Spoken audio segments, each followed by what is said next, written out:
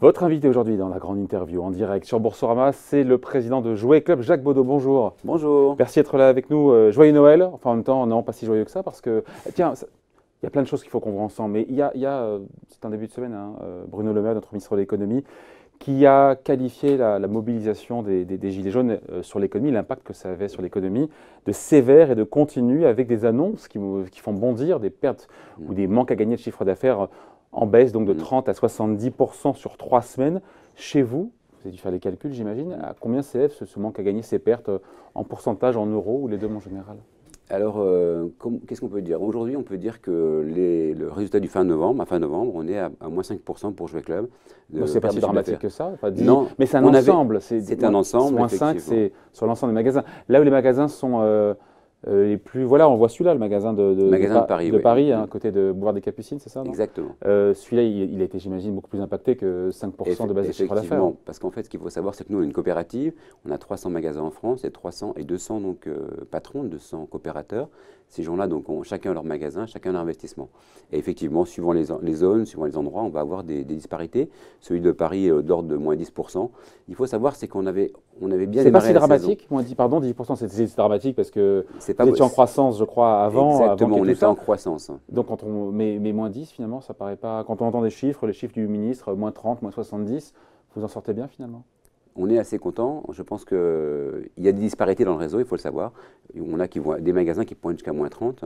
Mais comme on est une coopérative, nous, on va les accompagner. On va les accompagner. Magasins qui vont jusqu'à moins 30. Tout à fait. On va les accompagner, au même titre que le gouvernement qu'on va accompagner ces magasins. Ouais. Moins 30%, c'est jusqu'à fin novembre. Vous prenez en compte aussi le décembre ou pas encore? Pas encore. Justement, c'est ce qu'on peut dire, c'est que décembre va être déterminant. Voilà, aujourd'hui, ce qui va se passer, c'est qu'il y a un décalage. Beaucoup de gens n'ont pas encore fait leurs achats de Noël du fait de cette manifestation.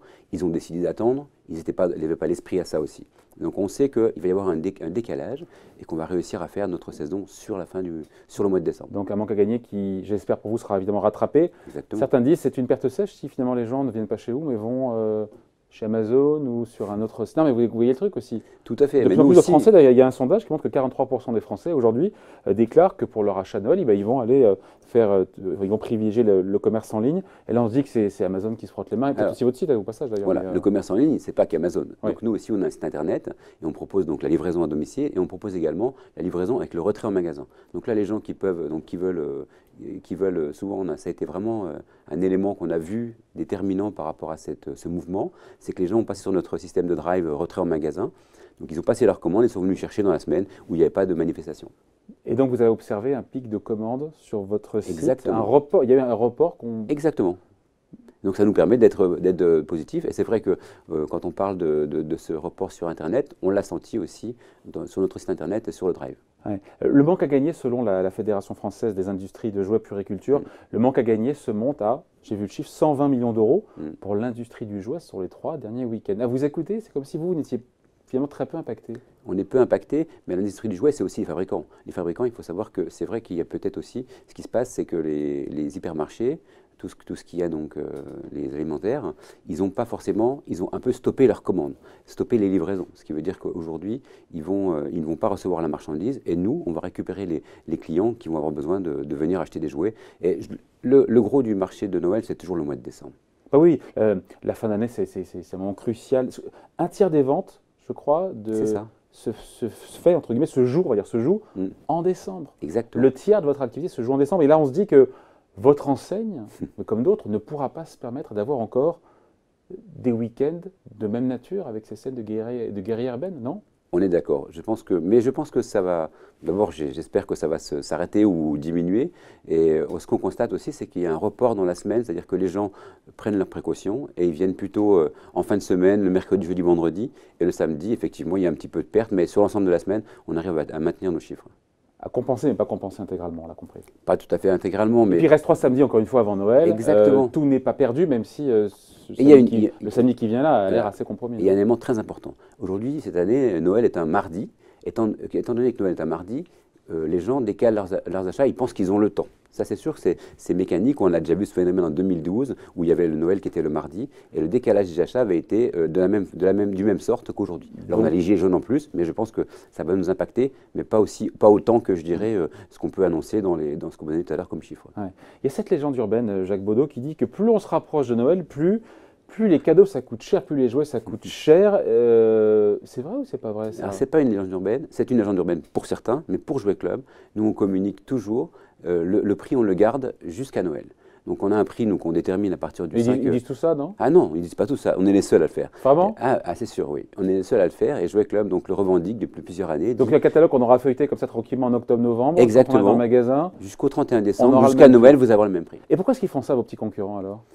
Je ne sais pas, nous on respecte nos clients, c'est la stratégie de Jouet Club depuis toujours, nous on respecte les clients, le client qui a eu un catalogue, on veut lui laisser le même prix. Donc prix garanti jusqu'à Noël. Après faut-il pouvoir le trouver? Sur Paris aussi c'est qu'on parfois on l'a, mais enfin, on voit le prix mais il n'y est plus. Hein. Mais on fait tout pour l'avoir parce que justement on anticipe. En termes de logistique, vous n'êtes pas impacté aussi justement en termes de en termes de logistique, un petit peu mais pas tant que ça. Bon, on va voir cette semaine avec la grève des transports, mais pour l'instant on rentre beaucoup les marchandises en amont, c'est-à-dire au mois d'octobre et au courant novembre, et il y a quelques livraisons encore en décembre, mais le gros des marchandises est arrivé là. Bon, Jacques Baudot, quand on regarde le secteur, encore une fois, du jouet, des cadeaux, la Grande Récré a fermé 20%, je crois, de ses magasins. Toys R Us est en faillite aux États-Unis. Je ne sais pas trop ce qui se passe d'ailleurs sur les magasins en France. Je ne sais même pas où on en est dans le dossier d'ailleurs. La cinquantaine je vous pose la question, vous en fichez peut-être un petit peu. Encore non, ça pourrait vous intéresser des magasins Toys R Us à récupérer? Alors, les magasins Toys R Us ont été repris par un fonds qui est un fonds. Ah bon, voilà, donc j'ai raté un métro. Un fonds du Nord, voilà, exactement. Donc un fonds du Nord qui s'est allié avec une autre enseigne de jouets. Bon, c'est réglé. Donc voilà, c'est réglé aussi pour la Grande Récré. Ouais, l'idée, c'est qu'on est sur un marché dont la croissance est molle, je ne sais pas comment il faut le dire. J'ai vu les chiffres 2017, plus 1% pour l'industrie du jouet. Les causes, c'est quoi? On va seulement blâmer Amazon, j'imagine. Il n'y a pas que ça. Peut-être que la façon de vendre le jouet a changé, doit changer. Exactement. La façon change. Et je pense que ces deux acteurs n'ont pas pris le virage Internet suffisamment tôt. Nous, le site Internet, il existe depuis 1997. On peut dire qu'on a vraiment été les précurseurs. Amazon est arrivé en France fin 90, non? Mais au niveau du jouet pur, on était les seuls. On était les seuls en 97. Ouais. On était le seul à faire du jouet sur Internet. Et c'est ce qui explique que vous souffriez moins aujourd'hui, c'était ça la bonne stratégie? C'est la bonne stratégie, c'est aussi notre structure de coopérative, des commerçants indépendants qui savent réagir, ce sont également des patrons de magasins. C'est-à-dire c'est-à-dire que c'est des patrons de magasins qui vont faire les achats et les choix des produits. Donc finalement, qu'on aille dans un jouet club en province ou à Paris, on n'aura peut-être pas, dans le sud de la France, on n'aura peut-être pas les mêmes jouets. C'est ça chacun fait sa petite sélection de Exactement. jouets. Il y a des spécificités, régionales dans les jouets. Évidemment, parce que vous allez avoir... pardon, c'est le Parisien qui parle, mais je... Mais non, mais vous avez tout à fait. Mais par exemple, vous allez au bord de la mer, vous n'allez pas vendre de tracteur, et par contre, vous allez en montagne, vous n'allez pas vendre de bateau. Donc en fait, il y a des spécificités, effectivement. Alors que les succursalistes, les gens qui ont une tête de réseau, nous, on a plusieurs patrons, ils vont prendre des produits, ils vont les pousser dans les magasins, ils ne vont pas forcément être efficace et, disons, répondre à la demande du consommateur. Ouais. Donc, à vous écouter, le marché se porte très bien? Non, le marché au global, je ne vais pas dire ça. Voilà. Je ne vais pas dire que le marché se porte très bien. C'est un marché qui stagne, on va dire les choses. C'est un marché qui stagne. Et c'est un marché qui stagne. Vous gagnez des parts de marché dans le cadre de ce... Aujourd'hui, on gagne des parts de marché. On a ouvert cette année donc 15 magasins, plus 2 magasins. Ah, c'est un signal, ça. Ça, c'est un signal, plus 2 magasins en Belgique. Non, parce que d'ouvrir des magasins, alors qu'on voit beaucoup de magasins qui ferment chez vos concurrents, ça, c'est un signal comme quoi... Et donc, vous vous portez mieux parce que vous êtes parti sur Internet avant les autres, parce que les magasins C'est une coopérative. Il y a une spécificité locale, une coopérative, voilà, où chacun peut gérer son magasin. Qu'est-ce qui fait, voilà, c'est ça qui explique qu'aujourd'hui, c'est ça, c'est les deux, mieux que la concurrence. Voilà, exactement. C'est les deux. C'est vraiment notre force. La coopérative, ce sont des adhérents, donc des magasins, des patrons, des chefs d'entreprise. Il y en a 230 pour 300 magasins, c'est-à-dire certains ont plusieurs magasins.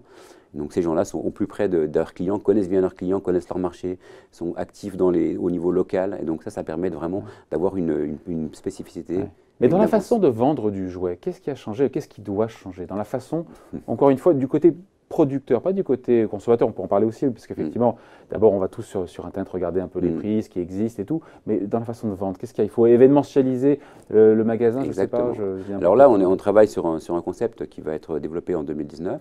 Donc là, on apporte donc, effectivement de l'expérience pour les enfants, pour les parents. Donc en fait, tout ce qu'on veut, nous, le but de Jouet Club, c'est d'apporter que les parents reviennent avec leurs enfants. Les enfants doivent dire qu'ils veulent aller chez Jouet Club tous les week-ends, toutes les semaines. Donc ça, c'est notre but. Et le but, en fait, on va le réussir grâce à l'organisation d'expériences dans les magasins, d'expérience, d'avoir des animations, des moments de partage avec les parents, donc sur des jeux, sur du créatif.